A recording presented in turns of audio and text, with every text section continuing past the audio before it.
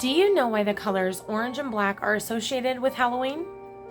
Well, come on in and I'll let you know. Hey everybody, welcome to my channel. This is ReVamped by Renee, and I have a little fun fact that I learned the other day to share with you guys. So, orange and black colors are what we have always known to be associated with Halloween. But do you know why? So, orange is associated with autumn, and black is associated with darkness. So, put the two together, you get the perfect combination for Halloween. So, if you knew that, no worries, I've got something else in store for you. If you didn't, you could say you learned something new. I've got some quick and easy Halloween DIYs for you today, and we're gonna jump right into the creativity. Okay, so for this DIY, I'm just using an old mason jar that I had in our kitchen. You can also use the Crafter Square craft bottles. You just need something where the lid will remove, and Dollar Tree does have jars as well. You are also going to need some googly eyes, or you can make some with felt. And then I ended up going with the smaller ones of the googly eyes. I also recommend adhering them above any ridges on glass jars. And then you're going to need some fabric or ribbon, as well as some twinkle lights. Okay, and whether you're cutting your fabric with scissors or a rotary cutter like I am, you can definitely double it up to save yourself some time. And then I'm just cutting some 1-inch wide strips here. I do end up cutting them in half as well to cut them even shorter because I wanted them about the length of half of the jar. It was much easier to work with than having a really long strand of fabric to go all the way around the jar. That was just a personal preference. And then another little tip that I do to authenticate my mummy fabric is I take some of the threads from the top and pull them down like I just showed you to really give it that distressed look. And then we're just going to apply our googly eyes, or whichever eyes you chose, about 1/4 of the way down from the top. And I started working around the eyes first. So I found that it was a lot easier to start shaping my fabric around the eyes first, and then I could really just go for it with the rest of the jar. So I basically just made a triangle to get me started. So kind of looks like a Pac-Man. So eating the eyes. So you're just going to bring it down from the top and then bring that back down from the bottom of the eyes. And that'll kind of get you started with the wraparound on the eyes. Then I did take one of my 1-inch wide strips and cut it in half because I like the look of it for underneath of the eyes. So you can kind of see what I'm doing here. I'm just accentuating around the eyes first, and I do a couple different variations of V's around the eyes, and that seemed to work really well to give that peek through look. And then you're just going to go ahead over the rest of the jar and just make a bunch of X patterns with your fabric. And then your entire jar will be covered before you know it.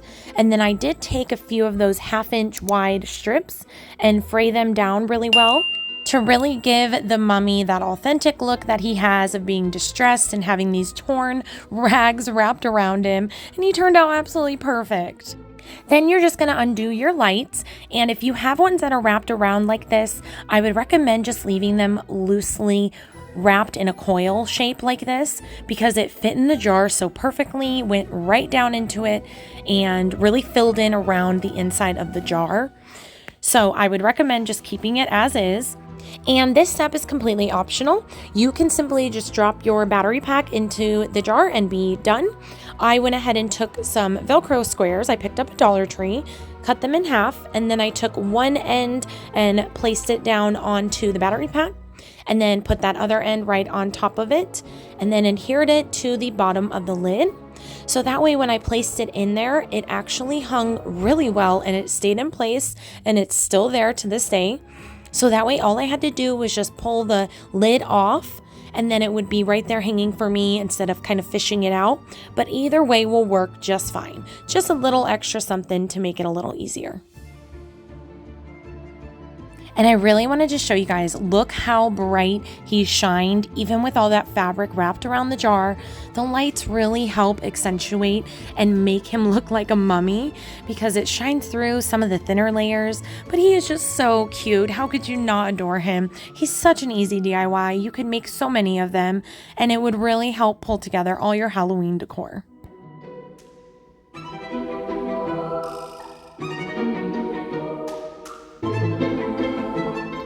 All right, so we're making witches hats, as you probably saw. So you're gonna need poster board from Dollar Tree, and it's 2 for $1.25. And if you want to, you can grab the black poster board and the black foam board, and you'll be good to go, and I'll show you what I mean later in the video. But I went ahead and just grabbed 3 of the foam boards and then 3 of the poster boards. I only ended up needing 2 of the foam boards. So if you're gonna make 3 like me, you can just grab 2 foam boards, 3 poster boards. And then I thought I'd introduce you to my kiddos. The oldest one there was Jasmine, and the littlest one is Violet, my shopping buddies. And then you're gonna grab a black tablecloth from the party section at Dollar Tree. And the tablecloth is just to protect it if you are gonna hang them outside from the elements. If you are not and they're gonna be hanging inside, then you will not need this. Okay, so I am starting with my foam board, and I just took a Dollar Tree charger that I already had on hand. You can use a plate or anything else you have that is the diameter of the brim of the witch's hat that you would like. And you're simply just going to trace 3 of them, and then we're going to cut them out. You can use scissors. I just use my X-Acto knife, and it cut like butter. So you want to cut 3 circles. Like I said, cut as many as you would like to make. This is just the amount that I am making, so that's why I keep referencing 3. And then if you are using your witch's hats for indoor purposes, you can just take a Sharpie or a black marker and just color over the white edges, and then you'll be good to go once we make the top of the hat. Next, we're going to take our poster board, and we are simply just going to roll it into a cone shape. And I kept mine as wide as I could on the bottom and then as thin as I could at the top, and then cut off the excess. It'll make it a lot easier to work with. And then I just took some Scotch packing tape. You could use masking tape, whatever you have. If you are using the black poster board, I would recommend maybe some electrical tape or black tape, just so it blends in with the black poster board. And then I am just securing all of the edges all the way to the tip and all the way to the bottom.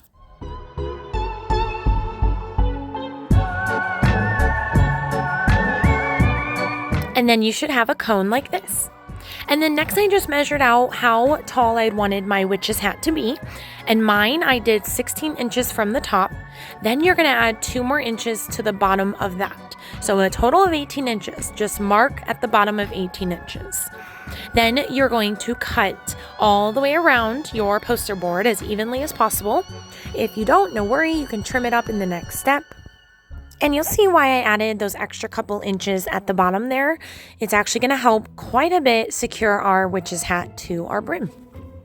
And to get my cone completely flat, I just went ahead and placed it on my surface, and then whichever way it was leaning, I would just trim off a little on that side, or you can pinch it like this and then just cut off the excess. All right, and this is where my little hat comes in.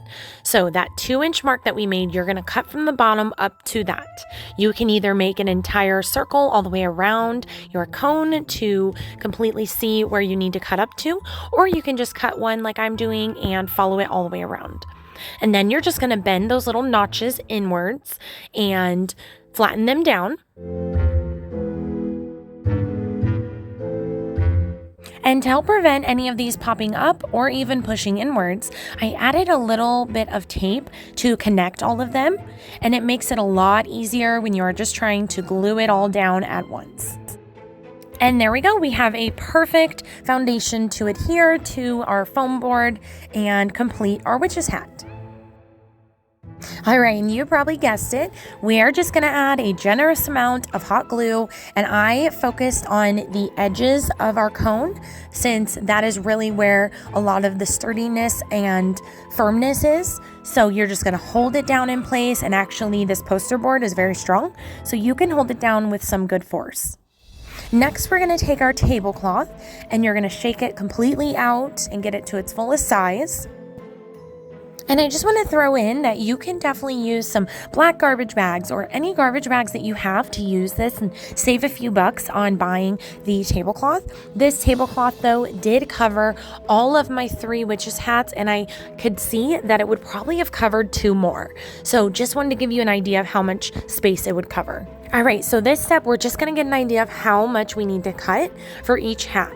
So I just placed it over the top, and then I just ruched my hands around the bottom of the cone just so I can get an idea of how much I would need for the entirety to be covered, as well as the brim to have some excess that would fold over and under it.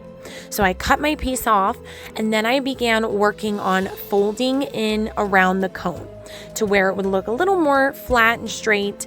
And then I took a piece of jute and I wrapped it around that wider part of the cone at the bottom. And this is just going to give us some tightness or firmness so that we can pull the excess tablecloth through the bottom. And then we're going to work on tightening the rest of the cone. All right, now you're going to take another large piece or long piece of jute and you're going to start wrapping it up angled on kind of a swirly curve, if you will, up your cone. And this is going to give us that whimsical witch's hat look. And then I brought it back down and I created an X over the existing jute wrap. And just a reminder, if you're skipping the tablecloth, definitely consider adding the jute in this style because it really gives it a little bit of sass and a little something extra to your witch's hats. All right, and then I just took the other bottom piece of jute and I tied them in a double knot together and then trimmed off the excess. And now you're just simply going to kind of tuck, as you see me, tuck in any extra in those little flaps we made, pull it down through each section that you see, and it should look like this. It really is that simple. I hope it doesn't seem like it's a lot of work. All three of these witches' hats took me about 30 to 40 minutes to create.